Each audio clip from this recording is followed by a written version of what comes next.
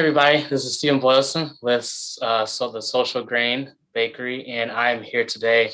I'm very excited about today's discussion because this is definitely going to be a fun one. This is going to be one that I think everybody's going to enjoy to hear. These two women I consider my sisters. I've known them for, I don't know, probably close to 20 years now. Um, when you hear their story, their family story is tremendous, and it continues to be just that. I mean, they've got all kinds of different expertise within their family. They got doctors, entrepreneurs, community activists, women's rights activists. So there's a lot that you're going to hear from them, and just everything in between, everything that they'll be able to talk through. So before I give too much away, though, let me introduce Feben and Azieb. So welcome you both, and thank you for joining me this evening. Well, thank you, Steve. It was good to have to be here with you. Absolutely. Thank you, Steve. All right. It's Well, it's nice to see you, and it's good to hear from you. yeah, it's definitely good to see you both. It's definitely good to see you both. We were just talking before this a little bit, and I haven't seen these ladies in a minute. It's been a minute, but this will be a good conversation. So I'm definitely excited about it. So let's jump into some of the questions that I've got. And I'll start Azif with you. I mean, just kind of give some of your background, some of your history and things like that. Can you kind of go in and tell me about you and your family's story, like just any obstacles, any challenges that you guys saw throughout your story? I know that you guys, and I mentioned before, you guys have a very tremendous story. I know your parents came over from Richa when with I don't know, probably five or six kids. So it's Eight, seven, right? seven, Seven seven plus by the my time mom they and moved. dad. Yeah. So can you talk to me about that, some of that journey and how that went? It is a lot of challenges. The same time, it's a lot of it's a happiness. I think we are blessed to be here, all of us. Imagine if we were separated, and just some of us coming to America, or if that happened. But for us, is for our family, was a blessing to have all of us in the same together, to come to this country, uh, to be able to grow from what we were. We didn't have a lot of difficulty in growing up. We have the community support. Eritrea is a completely different kind of you know country, and coming to this country, and the language, the background. Oh man, as the weather. Right. Winter was, oh my Yeah, I'm sure that gosh, was a shock. it That was a was a shock. it was a shock. It's like the culture shock. It just everything was different for us. Right, To right. come from the like a big huge community who's like support you, and then you come in here, you are like alone. Thank God for our family, we have Eritrean community here, but Right. maybe Feben would know more. Yeah. And there was just of the, I think there's eight of you, right? Eight siblings. Or is it Right, only one was born over here then? And right. they really did move seven children from Eritrea to America. Like that's a lot. It That's is, and we all were under 15, I believe. um wow. that time my mom was pregnant with Miss Ghana, Wow. and so it was a lot of work to get here. It was, from leaving from Eritrea to go to Ethiopia. The process is not a joke. The process was hard. It was a lot of obstacle. We have to deal with so many things, but we came in here. I think we are blessed. I think that's the most Yeah. important, is we all here together. Yeah, that makes sense. And you mentioned something, Azib, and Feb, and I'll ask you this. Um, Something about that Azib said that I think was interesting was the community when everybody got here Oh yeah. to America, that there's already, especially where you guys moved to Grand Rapids, there's already a big Eritrean community and family and cousins, whatever else there may be. Um, how has that impacted some of your journey here in the States? And has that been kind of a lifesaver, I guess, and something that you guys have definitely depended on? Yeah, definitely. I'll say it made the transition, especially for my parents, a lot easier for them.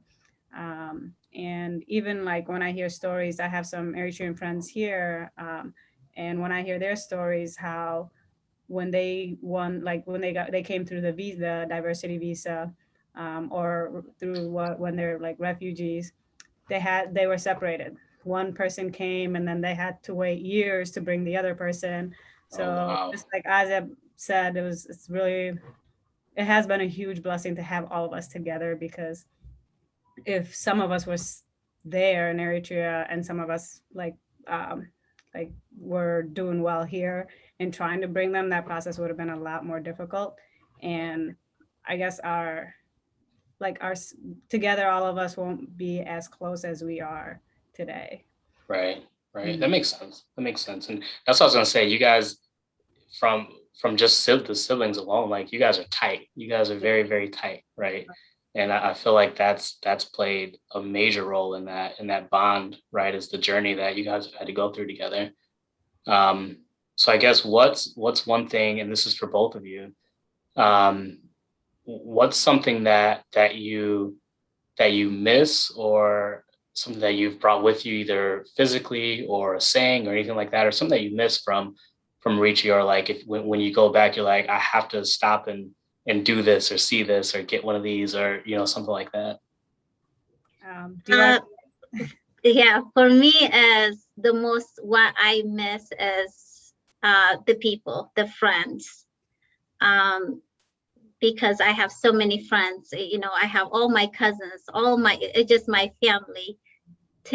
I miss that. Right. I miss that the most, because when you come in here, especially from, I was the oldest one from my family. I didn't have like, what Feben or the rest of other family, they when they come in here, they can create friends and they can do a lot of things. For me, I have that bond with my friends, with my family. That's what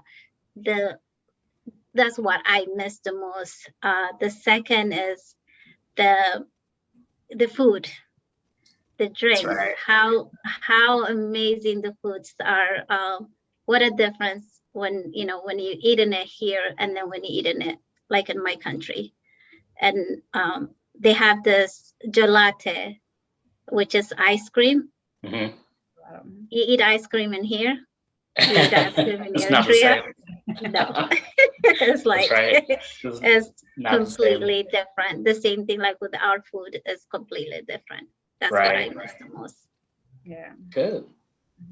For me, I'd definitely say compared to here, the time is different in a way where it's time there just goes by so slow. Everyone's then glued to their phone. It's like being in a whole different world. So when I went back 2 years ago, just being able to just sit and relax and forget about everything and just have a conversation through like coffee is amazing. And the one thing that we actually, Joe and I brought back with us is the jabana, which is it's like the pottery that you make coffee with. Oh. So, and we do Boon Ceremony, which is coffee ceremony, which we call Boon. And so that's what we brought here. So we try to do that every Sunday and try to like incorporate that in our life, not here. So that's because then it kind of just puts everything aside, and that's like brings us together and be able to converse and have like our time together. Can you talk to me about that Boon ceremony? What does that entail? So it's basically you take, it's like a three, you drink like in 3 sessions. Mm-hmm. So the whole point of it is to kind of just everybody bring to be brought together, and each, so we have conversations and just kind of hang out, and with that we usually, like when my mom is making it, she'll roast the coffee, like the coffee bean. And then like just the aroma of it is amazing. Just kind of goes through the whole house. And then when she grinds it, and everyone just kind of hanging out and chatting, and then she makes popcorn. And it's a few hours, so it's not just like make it in the quick thing and then put in a cup and go. So it's a few hour session where she makes it, and then everyone drinks from that one pour, and then we do it again, and then she pours it and makes more, and it just keeps going on for 3 or 4 sessions. But really nice because it's just kind of like everybody. It gives everyone an opportunity to just hang out while they're drinking coffee. Yeah, I like that. I like that. So it sounds like big things from you guys's culture or Eritrea in general that you guys really hold on to is the family bond, right, the food, obviously, and then just time. Like right, all those 3 things together is like what we miss. We miss because we're always so busy and we're always go, go, go, right? We don't pay attention to those 3 things. Right. So what happened is like I can extend what Feben was saying. So when you have a guest coming over to the house, you offer them the coffee. Right. So when you offer, so what in my culture, so when you offer them tea, it's like you wanted them to leave sooner. So that's how they see it back home. You wanted them to leave. They just drink tea and then you're done. But when you offer coffee, which is you telling them to sit down, hang out. Stay a while. Wait a minute. So does that mean every time that I went over your house and your mom offered me tea, that means she's telling me to leave? See, and here's different. That's funny. Yeah, and here's different, but it's like in my country is right. If you offer them tea, they just like, you gotta go. I don't have to. I learned something new because I did not know that. That is funny. That's how they say it. Like growing up, that's what they will offer them coffee. Yeah. And then you just sit in there. You spend a lot of time. It's not like you make hembasha, which is the bread. You do a whole bunch of things. Right. It's the coffee bean, like what Feben was talking about. It's not like it's just a coffee that's already grinded or anything. You start from the beginning, coffee bean, and then you roast it, and then you grind it, and then it's like if you're having guests coming all day, you have to make a new one every time. Every time you have a guest. So like if you come into our house and then 10 minutes after you started the coffee, and then another person is coming, you have to remake another one because you can't really serve them the same coffee. So you're gonna be high on caffeine the whole right. So you make a fresh batch. Yeah, fresh batch every time. So you got a whole bunch of caffeine pouring through everybody. Yes, and that's our hospitality. So we have to, keep the guests happy, make them comfortable, and that's how our culture is. Absolutely. Man, that's funny. I never knew that. I never knew that about the whole process. I've seen it, right? But I didn't know the background and everything there. That's really good. It's really good to know. So I guess that kind of leads into some of the other things I want to talk about, and you guys led into it very perfectly. Food is a big part of your culture, a big part of your family. Yes. Can you guys, Azieb, can you kind of talk about some of the foods that you guys have, or how food even just plays a part in the culture? So the food is everything that we make is homemade. Right. Nothing that is from can or a box.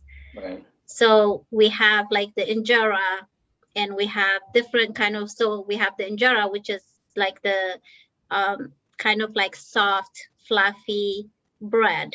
Is the flat one that had a whole bunch of, they call it, like our kids call a whole bunch of eye, or I think it's like really like a small thing that it had. And so you make those one, and then to eat it with that, you have different kind of sauce, different kind of vegetable, which is like a spinach side. You have potato carrot, all those that we'll call alija. And then you have birsen, which is lentil bean. Okay. And then you have sabhi, different kind of sabhi, which is you have the meat, and then you have the beef meat, and then you have the chicken. Okay. So you eat it all, like you put it in a small in each corner, and then like all the vegetable around, and then you put the sauce in the middle. Right. And it's deliciousness. So good. It's so good. I miss it. It's so good. Yeah. Okay. So, and I guess what is that? Because it sounds like all of that, the base of everything, right, is the injera. Right. And from my understanding, that in the even just eating the injera with everything on it can be sort of a like family time, right? Because that's part of your dinners and like sitting around the table and everybody sharing off the same plate. Is that is that the case? Oh yeah. Yes. I think like in many cultures or everywhere in many families, they mealtime or dinner time is important and it brings the family together. But for us, like you said, with the injera, we eat out of this one big plate with the tzabhi and the alicha and the shuro, birs and everything in one. And we eat together with our hands. And it does bring us closer in a way that it's different compared to eating out of like individual plates. Right. So we're sharing, hanging out, and just kind of eating out of this big plate together. Right. So you all, I mean, you both have at least one kid now. I think most of your siblings have a kid except for the younger siblings. How how are you guys keeping that culture alive through your children and then eventually your children's children? Like how do you do that, and how hard is it to do that, raising them here and with them not being surrounded by the culture? I guess what do you think about that? I can go. I mean, my she's an infant, but Right. so my big thing is definitely like I love to cook our cultural food, and so I'll make it at least maybe 2 or 3 times a month, which lasts me a couple of days. And so with teaching her, like it's like I eat it right now, and even when she's little, like I describe everything. As I'm making it, she's sitting in the little bouncer, and I'm telling her what I'm doing, because I want her to know how to make it. I want her to pass Right. on and learn how to make it, the culture behind it, and everything. So it is really important to us, and it's not just that it's delicious; it's part of our history. Right. Absolutely. Azieb, what about in your home? I know you've got little girls. How do you keep that alive there? So I try to teach them as much as I can. I think with the first one, with Lydia at least, I was more at home. So I did a lot of like, when it comes to language, when it comes to food, I did a lot more. When it comes to food, I do now, even. I try to make breakfast, like Eritrean breakfast, which is gat, especially every Saturday or Sunday and Sunday. I try to make that and then teach them what it is. The same thing when it comes to the injera, the tzebhi, all those things. I try to make it more often and teach them what is, our culture, what is our, what the food is all about, and make sure they all eating it together in one plate. And so I try to do a lot more with them, make sure they're not forgetting their culture. We came from so many different we have so many background, and especially my husband is the Vietnamese, and I have that the Eritrean. We both try and teach them the same way. Right. Yeah, that's true. You've got the Eritrean and the Vietnamese in the house. So that's gotta be really good food. Really? Yeah, we do. We have a lot of and I try to teach it. So I'm teaching the girls to cook. He Yeah. especially Cecilia, she's really good in learning those things. The middle one. So I try to tell them this is how we make it. Yeah. And they love it. They love to eat it, including the baby. Yeah. Yeah. That's great. So I guess going into like the breads, and I know we mentioned injera quite a bit. What other breads are there that are traditional to Eritrea specifically? Like I know you mentioned the himbasha. Are there any other breads that you guys typically eat? Yep, we do have so we have injera, we have himbasha, we have kacha, which is kind of like naan, but a little bit harder. Okay. It's not like thin like that. You can make it that way, but called kacha. And then we have French, kind of like a French bread. Okay. And we have those one that we make. What else? Feben, if you remember those one, I think that's the only one I can remember. Yeah. Yeah, Yeah. that's the only one I can remember. But yeah, we Right. have 5, 6 different kind of Yeah. bread that we make. Okay. Okay. But it sounds like the most popular one is probably the injera, right? Right. Yep, the injera and the himbasha. So And the himbasha. himbasha you make is for when you make in himbasha, it's like when, especially when it's a lot of time is when you're drinking coffee or like Sundays, or a baby first year birthday. Okay. Okay. So we make those one. Um, what else? Yeah, it's a good ceremony, especially it's the first baby, the first birthday of the baby. Okay. Okay. And himbasha is thicker, right? Can you describe himbasha? Yep, it's a thicker. You make it with flour. You can make it any kind of flour. Okay. It's thicker. Kind of, yeah, this big. I can't. But it's made. You can make it anything you want. It's flour, water, yeast. The water have to be warm. Sugar, salt. You can put any other kind of what was the one that you like, Feben? I like raisins in it. Yeah, Oh, she really? liked raisin on it. Yeah. Yeah, you mix it all together and then let it rise. And then when it's rise, and then put it in a pan and just bake it. Right. And what about making injera? How does that happen? How do you make injera? Injera is a little bit long process. Okay. You have two different, you can make it with taf, which is like a different kind of taf. They have like a white one and a brown one. Okay. If you want to make just taf without any other flours, it's a long process. You need yeast, which is the yeast is have to be if you mix the flours, you have to stay for a couple days outside until it's all like rise up, and then what is it called, Feben? Ferment. You just ferment. Yeah. Yeah, ferment it, and then after a couple days, put hot water and put it back in the fridge, and then just wait for a couple days, and then you make it. Okay, so you gotta be patient. Oh, yeah. You have to be patient. It takes a couple days before. Yeah, make it's worth it. It's a lot. Right? Yeah, it is worth it, but it's a lot of process. Right. And I can send you the process how to make it. Absolutely, I'm gonna have you do that because I'm gonna try to make it. I'm gonna try to make it with my daughter one day, and let you guys know how that goes. Yeah, I'll send you both recipe. Yes. Do you prefer? You mentioned the brown teff or the white. Which one do you prefer?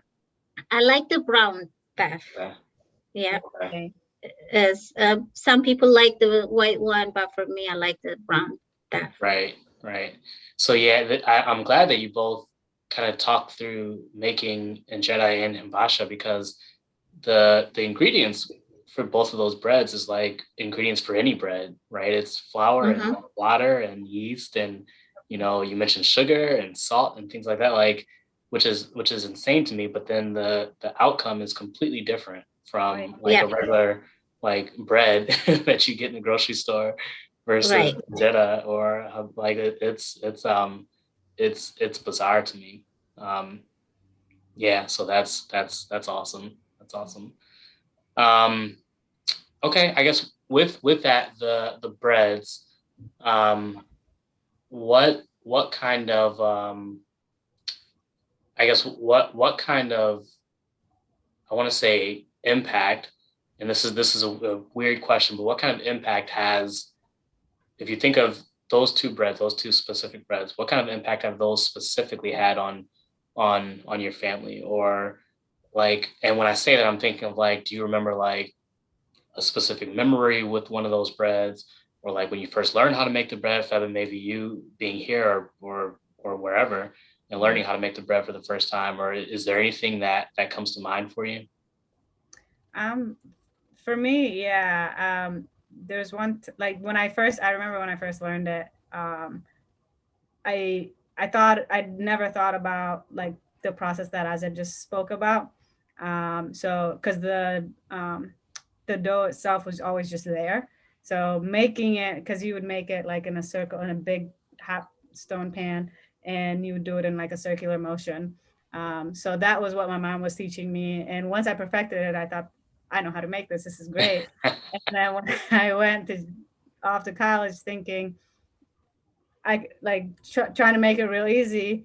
And I realized like it takes time for it to ferment, and then it kept failing, like because it has to have those little holes when you're making it for it to be pretty good. And I remember having to go back home and have my mom give me like the starter water because mine wasn't turning out good. So then I can get it going. And then finally now like I can do it, and I was able to create it from scratch. But at first Right. I didn't realize like if you don't get that starter going well at the beginning, it'll never come out because it'll get really sour, and it kind of ruins the whole. Oh, You have to restart the whole thing.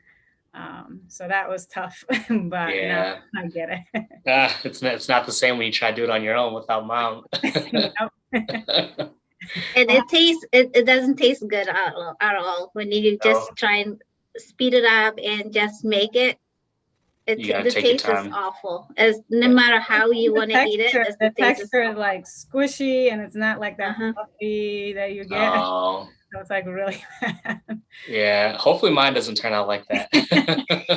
Give us some time. Yes, I have to give it. If it does, I'm gonna call you and just have you ship some Angetta to me or something and see how that works. um, good, good. Well, I definitely appreciate you both kind of providing that insight. I think that your stories are tremendous. Your family story is fantastic. I mean, I love your parents, and your parents have obviously gone through a lot, right? I mean, they've like we said earlier, they brought all those kids across the world to start a new life, and then very successfully did that. And they're all of you are very successful people. So that's fantastic. I love it. Like I just love talking to you guys and hearing your story and all that. So I definitely appreciate the time. Um, the last thing that I'll ask, and I'll ask it for both of you, is something that we mentioned. It seems like it's been a theme throughout this conversation, and especially throughout your lives. Is like we said before, family is important, food is important, and time is important, right? So taking the time out to do that stuff, and it's hard, especially in today's world, and in this country specifically, with everybody just so busy, everything so go go go, like you said, Feb, and everybody on their phones. You know, the technology that we're stuck behind, and just everything.